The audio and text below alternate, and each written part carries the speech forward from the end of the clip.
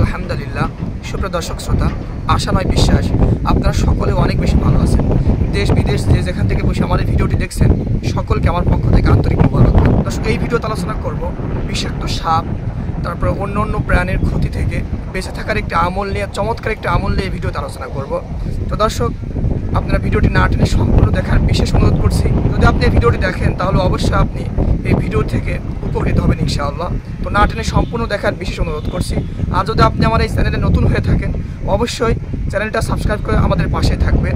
দর্শক, অনেক সময় আমাদের ঘরে বিভিন্ন ক্ষতিকারক প্রাণী বসবাস করে, যেমন সাপ, তারপরে অন্যান্য ক্ষতিকারক প্রাণী আমাদের ঘরে কিন্তু বসবাস করে। আমরা অনেক সময় আমাদেরকে কামড় দেয়।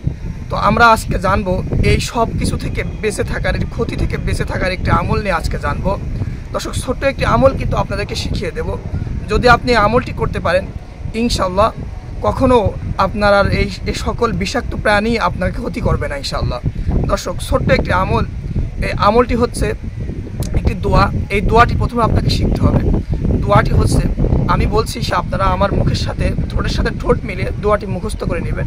দোয়াটি হচ্ছে আউযু বিকালিমাতিল্লাহি তাম্মাতি মিন শাররি মা খলাক। দোয়াটি হচ্ছে, আমি আবারও বলছি দর্শক, দোয়াটি হচ্ছে আউযু বিকালিমাতিল্লাহি তাম্মাতি মিন শাররি মা খলাক। দর্শক, তারপরও আমি আপনাদের সুবিধার্থে এই দোয়াটির বাংলা উচ্চারণ ডিসক্রিপশন বক্সের প্রথম লাইনে দিয়ে দেব, আপনারা সেখান থেকে চাইলেও দেখে নিতে পারেন।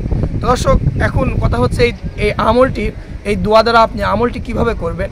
একদমই সহজ নিয়মে কিন্তু আপনি আমলটি করতে পারছেন।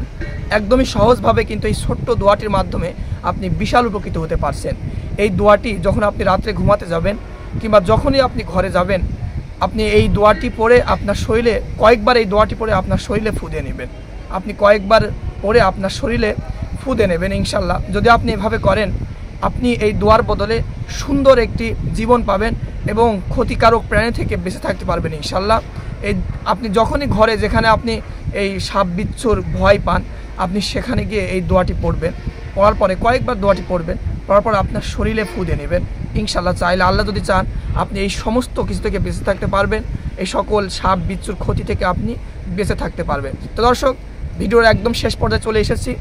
আপনারা সকলেই আমলটি করতে পারেন। আর আপনি যদি এই চ্যানেলে নতুন হয়ে থাকেন অবশ্যই আপনি প্রতিদিন ভিডিও পেতে এই চ্যানেলটি সাবস্ক্রাইব করে পাশে থাকবেন। আর যদি আপনার কোনো মতামত থেকে থাকে অবশ্যই আপনি কমেন্ট বক্সে জানিয়ে দেবেন ইনশাল্লাহ।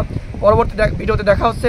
সে সময় পর্যন্ত আপনি ভালো থাকবেন, সুস্থ থাকবেন। এই প্রত্যয় বিদায় নিচ্ছি। আসসালামু আলাইকুম ওয়া রাহমাতুল্লাহ।